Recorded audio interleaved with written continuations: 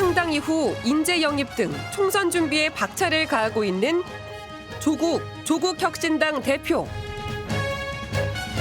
제66대 법무부 장관, 문재인 정부 초대 민정수석 비서관, 새정치민주연합 혁신위원 역임. 선명성 등을 통해 최근 지지율이 급등하며 선거판에 긴장감을 불어넣고 있는데 지역구에는 후보를 내지 않고 민주당 후보와 여권의 1대1 구도임을 강조하면서 비례대표 의석 확보에 주력. 민주당과 조국혁신당은 현재 대한민국의 질곡을 함께 헤쳐나갈 동지라고 생각합니다. 조국혁신당의 비전과 정책을 알림과 동시에 투표 동료 운동을 강하게 전개하겠습니다. 조국 대표가 생각하는 총선 승리 전략과 최종 정치 목표 집중 분석합니다. 조국혁신당이 창당 이후 인재 영입에 나서는 등 분주히 움직이고 있습니다. 최근 당 지지율이 급등하면서 4월 총선 전체 판세에 어떤 영향을 미칠지 관심이 쏠리고 있는데요. 조국혁신당 조국 대표와 얘기를 나눠보겠습니다. 조 대표님 안녕하십니까? 예, 불러주셔서 감사합니다. 네, 검찰 독재의 조기 종식과 민주공화국의 가치를 기치로 창당했습니다. 지난주 이재명 민주당 대표와 만났는데 이게 야권표 분산이냐 범야권 세력 확대냐 뭐 이런저런 지금 해석이 나옵니다.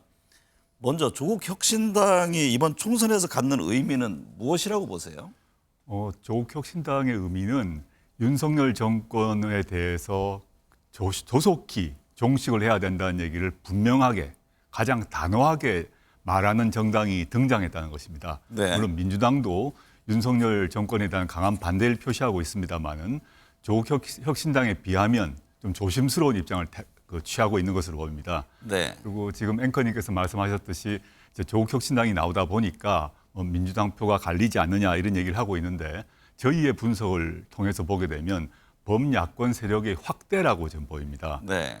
조국혁신당을 지지하는 분들이 민주당 당원도 있을 수 있지만 오히려 그 과거 이제 이준석 신당, 개혁신당이라고 부르죠. 네. 개혁신당 또는 녹색정의당으로 갔던 표가 저희 쪽으로 오고 있습니다. 네. 즉 민주당의 표를 갉아먹는 것이 아니라 그 민주당과 조국혁신당을 합해서 보게 되면 조국혁신당 등장 이전보다 민주당 플러스 조국혁신당의 합한 파이가 더 커지고 있습니다. 네. 하나 더 강조드리고 싶은 것은 저희는 일관되게 지역구는 전국적으로 1대1 구도를 만들자라는 입장을 강조하고 있습니다. 네. 특히 수도권 같은 경우는 뭐 200표, 300표 차로 심지어 결판이 나기 때문에 그걸 강조하고 그걸 전제로 조국혁신당이 움직이고 있는데 네. 근래 이제 민주당이 뭐 공천 분란 내용 때문에 여러 가지 논란이 있지 않습니까? 그래서 범민주진보 진영의 유권자들이 투표에 대해서 하지 않겠다거나 뭐 이런 경향이 보이는데 네. 조국혁신당의 등장으로 인해서 투표를 해야겠다라는 움직임이 크게 일어나고 있습니다. 네. 그러면 조국혁신당을 찍으러 오는 범민주진보 진영의 유권자들이 지역구를 어디 찍을 것인가를 생각해 보게 되면 넓은 의미에서 범진보 민주 진영에 전혀 득이 되지 실이 되지는 전혀 않을 것이다라고 저희는 확신하고 있습니다. 쉽게 말해서 이제 각 지금 정당 지지율 조사를 하는데 예를 들면 총선을 놓고 볼 때는 민주당과 조국혁신당을 합한 수치를 봐야 된다 그런 바로 주문으로도 바로 보이네요. 그렇습니다. 바로 네. 그렇습니다. 일각에서는요 민주당이 조국혁신당과 협력을 강화할 경우에 자칫 중도층 민심에 영향을 주는 것 아니냐 이런 우려를 제기하기도 하던데요. 그 점에 대해서는 어떤 견해십니까? 네, 지금 뭐 그런 우려가 있습니다만 이제 두 가지 좀 말씀드리겠는데요. 첫째, 지금 현재 조국혁신당 당원들이 한 7만 명이 넘었습니다. 근데 7만 명이 넘은 분들에 대해서 저희가 이제 그 엑셀 통해서 소팅을 해보고 조사를 해보게 되면 네. 많은 분들이 이제 많은 사람들이 생각할 때 강성 뭐 진보층이 많이 왔다라고 이제 평론가들이 얘기하시는데 그렇지 않고 오히려 정치 고관여층, 뭐 강성 진보층만이 아니라 네. 정치 저관여층, 중도층 또는 무당층 분들이 상당히 많이 들어오십니다. 그래서 통계 조사로 보게 되면 이런 분들은 중도층 정도로 분류되는 분들이 조국혁신당에 많이 들어오고 계신데 그 이유가 우리가 말하는 공학적으로 진보, 중도, 보수 이런 측면을 떠나서 거기서 분류되는 그 중도층이라고 하는 분들이 저희 쪽으로 오고 있다는 거죠. 그 말은 넓은 의미에서 진보층, 진보의 확산이 이루어지고 있다. 앞서 말씀하신 대로 조국 혁신당은 지역구에 후보를 내지 않고 비례대표 의석 확보에 지금 주력하겠다 이런 방침이지 않습니까? 이제 공식 결정은 나지 않았습니다만은 네. 이제 비례대표에 주력하려고 하는 것은 사실입니다. 네. 그러면 지역구에도 후보를 낼 수도 있다 이런 말씀이세요? 그 말씀은 아니고요. 아직 이제 창당이 되었고 네. 조만간 선거 관련해서 공식 위원회가 열리고 거기서 결정을 해야 되기 때문에 네. 제가 아무리 대표지만 제가 먼저 이렇다 저렇다 말씀드리기는 조금 곤란해서 말씀드리는 것입니다. 네. 여론조사를 보면은 어쨌든 조국 혁신당으로 민주당 지지층의 일부 표심이 이동하는 것을 볼 수 있는데. 예. 그래서 지역구 선거는 민주당과 여권의 1대1 구도다 이런 점을 강조하는 것으로 보입니다. 맞고요. 저희는 이제 조국 혁신당이 해야 될 역할이 그 윤석열 독재 정권을 조기에 종식시킨다. 즉 네. 빨리 심판을 하자라는 점에 강조를 하고 있고 그러기 위해서는 범민주 진보 진영이 연대 협력하자는 점을 앞서서 주장하고 있습니다. 그래서 이런 그 범민주 진보 진영의 전열을 흩트리는 그런 전략은 채택하지 않겠다라는 점 분명히 말씀드리겠습니다. 네. 선거에 만약에 들어갔을 경우에 민주당과 지역구에서 연대할 수 있는 방안은 어떤 것이 있을까요? 이건 뭐 좀 가상의 상황인데요. 네. 현재 지금 지역구 전략이라는 걸 저희가 채택한 적도 없습니다만은 뭐 예를 들어서 민주당이 아주 열세인 지역 그리고 민주당이 후보를 도저히 낼 수 없는 지역이 있다면 저희가 오히려 과감하게 내는 이런 전략을 채택할 수는 있을 것입니다. 그런데 물론 이거는 가상입니다. 네. 아직까지 결정난 바가 없습니다. 그러면 전체 지역구 지금 분산을 보고 거기에 맞춰서 조혁신당도 뭔가 움직임을 펼 개연성은 있다 이렇게 가능성은 배제하지 않는다 정도로 네. 하고요. 당연히 우리가 저희 조국혁신당의 중심은 비례를 중심으로 하고 네. 지역구 같은 경우는 1대1 구도로 만드는데 당연히 1대1 구도의 중심은 민주당이 될 수밖에 없지 않겠습니까? 그런데 지역구 문제에 대해서 제가 지금 미리 확언을 드리기가 좀 곤란하다 이런 취지인 것입니다. 네. 최근 여론조사를 보면 조국 혁신당의 기세가 만만치 않습니다. 감사합니다. 비례대표 정당 투표에서 두 자릿수를 기록하고 있습니다. 돌풍이다 이런 예, 표현까지 하던데요.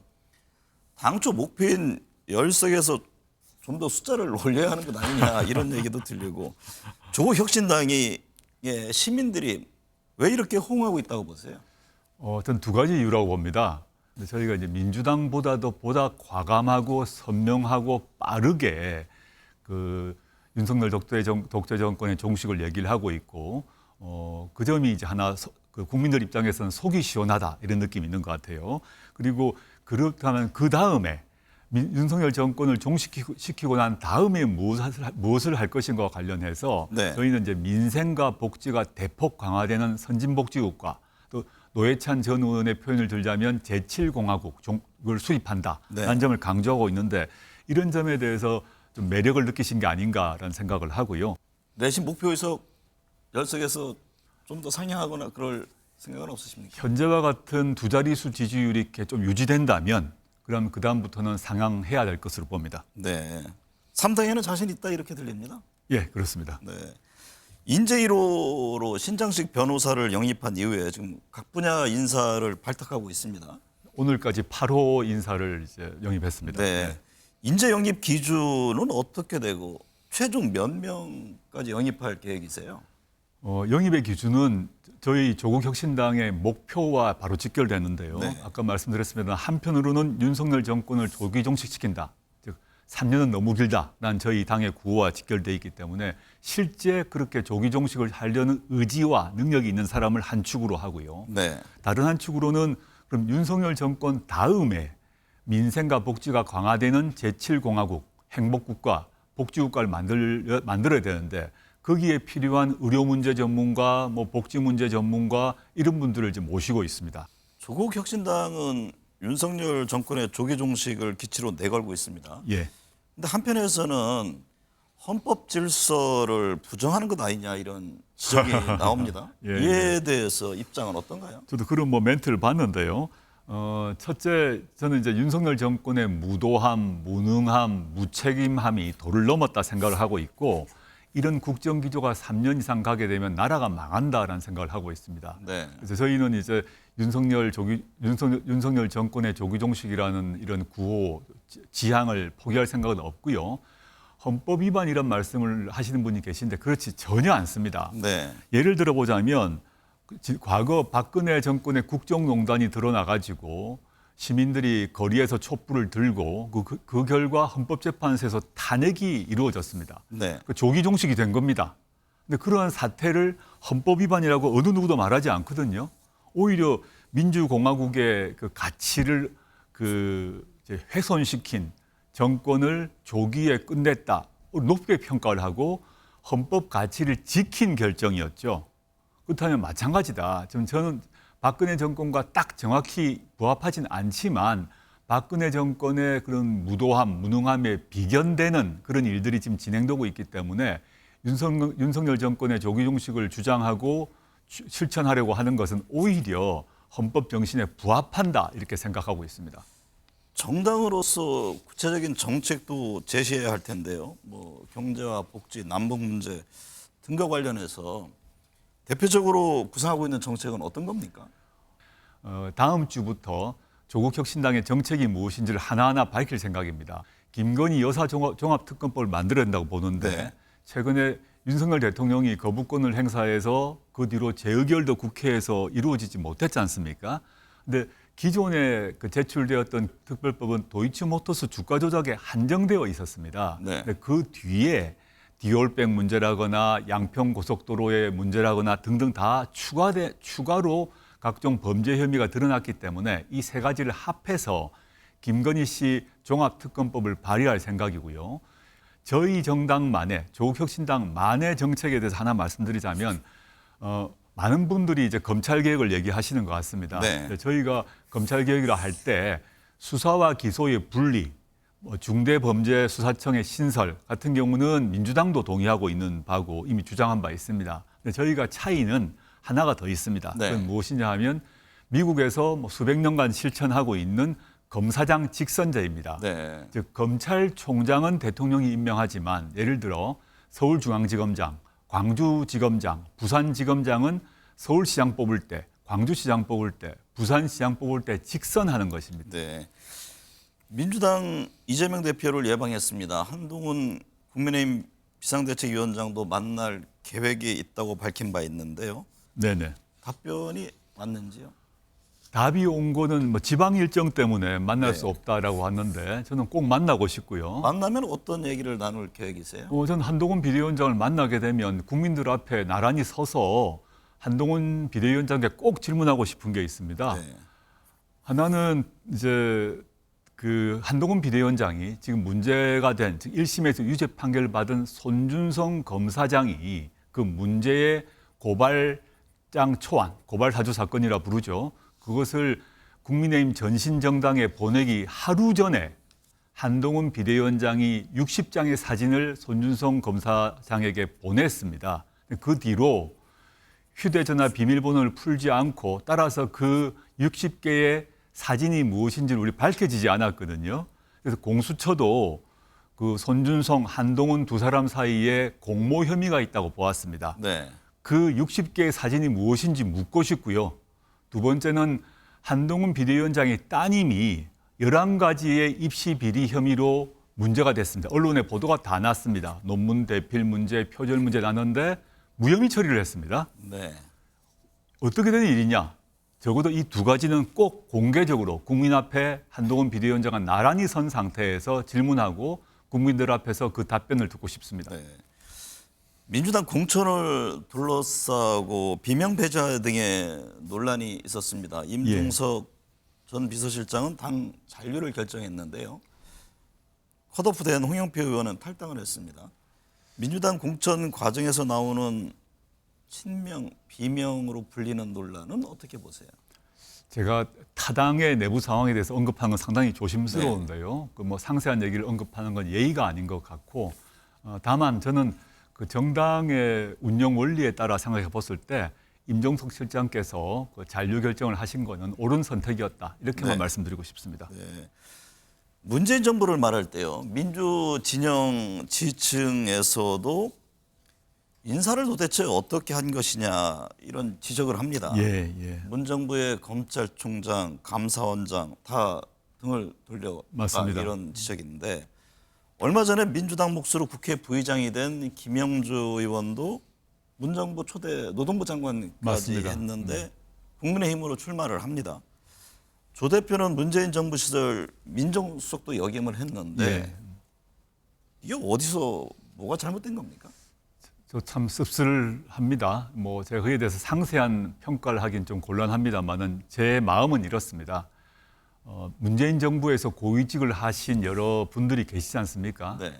그런 분들이 더 높은 자리를 얻으려고 또는 기존의 자기 자리를 얻으려고 기존의 약속을 뒤집거나 신조를 저버리는 것 좀 참으로 안타까운 생각이고요. 그리고 이런 이제 분들로 인해서 문재인 대통령 또는 저에 대해서도 뭐 했냐 이런 비난이 있는 것도 알고 있습니다. 네. 근데 제가 뭐 문재인 대통령을 대신해서 뭐 변호를 할 수는 없습니다만은 저는 이렇게 생각합니다. 그런 분들의 마음속 깊이 또아리를 틀고 있는 그 욕망 이런 걸 어떻게 문재인 대통령이 알겠습니까? 또 네. 그 욕망을 어떻게 통제를 하겠습니까? 이렇게만 답변드리겠습니다. 지난 정부 또 당대표 총리 지낸 이낙연 대표가 총선을 앞두고 지금 신당 행보를 예. 보이고 있습니다. 그 점은 어떻게 보세요? 참 그것도 다른 당의 그 정치인이신데 제가 네. 좀 조심스럽긴 합니다만 저는 이렇게 말씀드리고 싶습니다. 이낙연 대표께서 가셔도 너무 멀리 가신 게 아닌가 이런 생각을 합니다. 네. 그 정도로 줄이겠습니다. 문재인 전 대통령과 이따금 소통하는지 궁금합니다. 문 전 대통령이 지금 조국 혁신당을 바라보는 심정은 어떨까요? 제가 어떻게 생각하시는지 연락드려서 답을 얻지 못했는데요. 네. 저의 생각으로는 아마 문재인 대통령께서 잘하고 있다라고 응원하실 것 같고 민주당이 부족한 점을 채우고 민주당보다 더 잘 싸우고 더 좋은 정책을 내라 이렇게 아마 격려하시고 계신다고 저는 믿고 있습니다. 조국 혁신당은 총선 이후 민주당과의 관계 설정은 어떻게 되는 겁니까? 민주당과 통합한 뒤에 조 대표가 향후 당권 도전 등에 나설 수 있는 것 아니냐 이런 전망들이 벌써부터 나와서 제가 질문을 드립니다. 전혀 아니고요. 제가 창당 선언하고 난 직후부터 일관되게 말씀드리는 것은 민주당과의 합당은 하지 않겠다는 것입니다. 그 이유는 여러 가지 이유가 있습니다만은 첫째는 그 민주당과 조국 혁신당이 크게 봐서 민주진보 진영에 같이 속해 있고 또 크게 보아서 같은 곳을 바라보고 있는 것은 맞습니다만은 정강 정책에 있어서 저희가 조금 진보적이고 개혁적인 측면이 있습니다. 민주당은 이제 중도층을 생각해야 되기 때문에 좀 조심스러운 게 있는 것이죠. 네. 그 점에 있어서 그렇고 두 번째 좀 실용적으로 생각해 보시면 많은 국민들이 좀 잊어버리고 있는 일이 하나 있는데 그게 뭐냐면 민주당 소속 민영배 의원의 탈당 사태입니다. 탈당을 하셔서 무소속이 된 이유가 있습니다. 그게 뭐냐면 현행 국회법상 진보적이고 개혁적인 법안을 통과를 하려고 하면 안건조정위원회가 만들어져야 되는데 안건조정위원회 안에 민주당이 아닌 그렇지만 진보적이고 개혁적이고 민주당과 손잡을 수 있는 정치 세력 또는 정치인이 최소 한 명이 있어야 합니다. 네. 그래야 법안 통과가 매우 용이해지거든요. 조국 혁신당이 그 안건조정위원회에 있게 되면 그런 탈당 사태를 할 필요가 없는 것이죠. 네. 그런 점에서도 조국 혁신당은 민주당과 합당하지 않고 끝까지 독자적 길을 가되 진보적 개혁적 법안을 통과시키기 위해서는 언제든지 보다 적극적으로 민주당과 협력하고 연대할 것입니다. 네. 가족들이 어려움을 겪었고 지금도 진행 중입니다. 이 같은 상황 등이 정치를 시작하게 된 결정적인 계기가 된 것인지 궁금합니다. 저와 저희 가족이 검찰의 수사 대상이 되었고 온 가족이 압수수색을 당하고 또 저 가족만이 아니라 친구, 지인 다 압수수색 당해서 제가 한번 쉬어보니 거의 100회에 달하더라고요. 그 속에서 고통이 심했던 것은 사실이고 그래서 그 속에서 구성원 전체가 가족 구성원 전체가 아픔을 겪었습니다. 네. 그렇지만 그런 것 때문에 제가 정치를 한다라고 말할 수는 없습니다. 제가 사적 복수를 하기 위해서라거나 또는 개인의 명예회복을 위해서 정치를 해야겠다 정치라고 생각하는 것은 잘못된 일이죠. 네. 정치는 이제 공적인 일이기 때문입니다.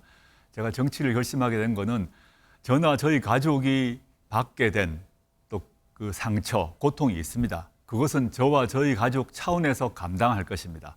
그런데 윤석열 정권이 들어서고 난 뒤에 벌어지고 있는 각종 일들, 민주공화국의 가치가 땅바닥에 떨어지고 민생과 경제가 엉망이 되고 안보와 외교도 그 길을 잃어버린 이 상황은 도저히 안 되겠다는 생각을 해서 제가 정치를 결심하고 창당까지 결심하게 된 것입니다. 네. 왼쪽에 달고 있는 태극기 배지는 어떤 의미가 담겨 있습니까? 예, 제가 이제 정당을 만들고 정당이 또 대표가 되었습니다. 그래서 창당을 하고 대표로 추대되고 난 뒤에 그때부터 태극기를 달기 시작했고요. 제가 그 조국혁신당이란 정당의 대표이긴 하지만 네. 궁극적으로는 우리나라 조국의 즉 대한민국의 발전을 위해서 저희가 일익을 한 역할을 해야겠다는 마음에서 태극기 배지를 달고 있습니다. 조 대표의 최종 정치 목표는 무엇일지 궁금해합니다. 대권 도전까지 염두에 두고 계신지요? 너무 성급한 말씀 같고요. 지금은 그런 문제 생각해 볼 여력이 없고 지금 이제 신생정당의 대표 아니겠습니까? 그래서 저희 신생정당인 조국혁신당의 정강, 정책, 비전을 알리고 그리고 임박한 4월 총선에서 승리하는 것 그리고 네. 4월 총선 이후에 국민들이 저희에게 보내주신 그런 열망과 성원에 갚하는 것 거기에 모든 힘을 다 쏟을 것이고요. 저 개인 역시 저의 있는 모든 힘을 동원해서 몸을 하얗게 불태운다는 심정으로 전력 투구할 생각입니다. 거대 양당 체제의 정치 구조에서 제3지대에 대한 갈망이 있습니다. 한 달여 남은 이번 4월 총선에서 국민들은 제3당에 대해 어떤 표심으로 응답할까요? 오늘 함께해 주셔서 감사합니다. 네, 고맙습니다.